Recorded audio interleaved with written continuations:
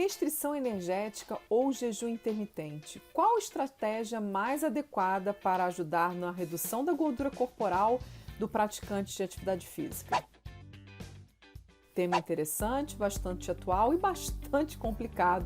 especialmente quando a gente vai observar quais são os modelos clássicos de jejum intermitente. Vamos então começar fazendo uma breve recordação sobre essas estratégias. É considerado jejum intermitente um protocolo onde a pessoa escolhe uns 2 dias da semana para realizar o jejum. Esse jejum normalmente é um jejum que não é total, é um jejum no qual a pessoa ingere cerca de 25% da necessidade energética diária dela, o que significa para um homem aproximadamente 600 quilocalorias e para a mulher cerca de 500 quilocalorias.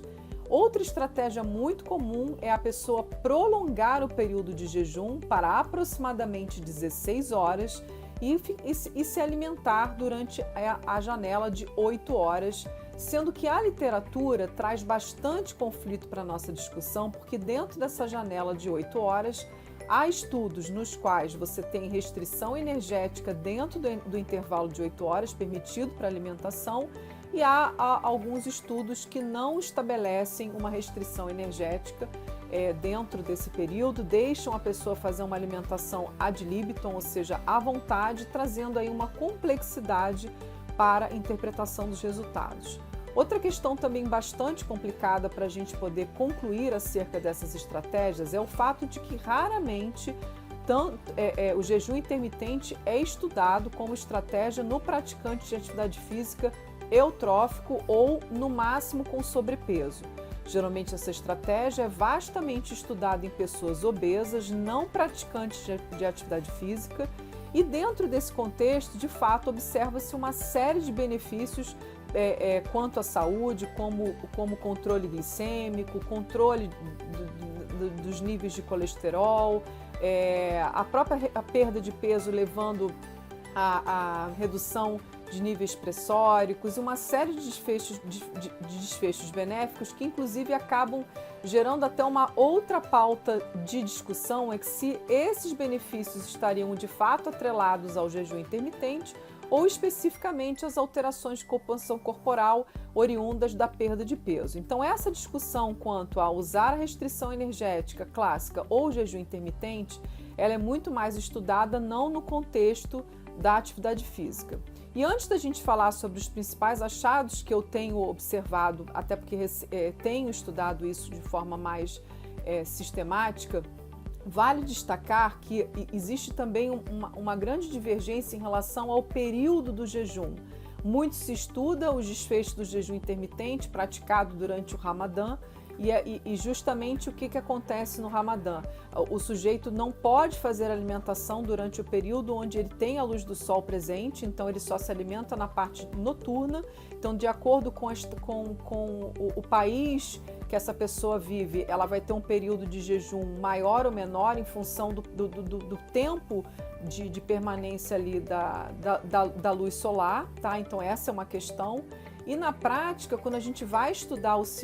a importância de se manter um adequado ciclo circadiano, respeitando um despertar alimentado, mantendo todo um padrão de alimentação e um jejum mais programado para o período noturno, que esse sim, a princípio, seria um intervalo mais interessante para se praticar o jejum, a gente já começa aí uma grande polêmica, uma vez que a gente sabe que algumas pessoas optam, inclusive, por pular o café da manhã, e isso a gente tem observado que é uma das estratégias mais errôneas para controle de peso, visto que a pessoa que não se alimenta pela manhã costuma ter aí uma ingestão alimentar noturna mais exacerbada, e justamente num período no qual, em função de toda a nossa maquinária hormonal, a gente deveria estar consumindo menos alimentos. Então aqui a gente já trouxe uma série de complexidades para a gente tentar discutir a temática, né? Os variados modelos de jejum, e eu citei aqui apenas alguns, conversar sobre o fato de que essas estratégias são mais estudadas em pessoas obesas e com comorbidades e não no praticante de atividade física. Mas para finalizar o vídeo, tentando trazer para vocês alguns achados, né? A gente observa que para praticantes de atividade física iniciantes, a prática do jejum intermitente, ela pode não trazer perda de massa magra, que era os grandes receios que nós tínhamos em relação à opção dessa estratégia, especialmente quando a restrição energética total não é muito acentuada e normalmente se faz o manejo da restrição e dos dias de jejum, né, fora do horário da prática da atividade física. Entretanto, a estratégia de jejum intermitente, ela não traz resultados superiores à restrição clássica energética, tá? Então seria apenas uma alternativa para controle da gordura corporal, mesmo não trazendo necessariamente perda de massa magra, não é uma estratégia promotora de ganho de massa, então ela deve ser evitada quando se deseja aumentar a massa muscular, e também não é uma estratégia promotora de melhora da performance. Então, tanto a restrição energética mais acentuada quanto a opção por qualquer modelo de jejum intermitente, a escolha de uma dessas opções tem que ser de forma cautelosa em situações nas quais nós desejamos especificamente focar na redução da gordura corporal, sabendo que nesse momento a gente pode estar, inclusive, comprometendo a performance. Então, portanto, dentro de uma rotina de acompanhamento, a gente deve orientar ao máximo que o atleta, que o praticante de atividade física não se distancie muito do seu peso ideal, para que nós não precisemos fazer nada um pouco mais severo ou prolongado que possa acabar gerando aí um prejuízo na performance, tá? Esse é um assunto extremamente importante que a gente vem atualizando sempre que possível. Espero que vocês tenham gostado, que eu tenha conseguido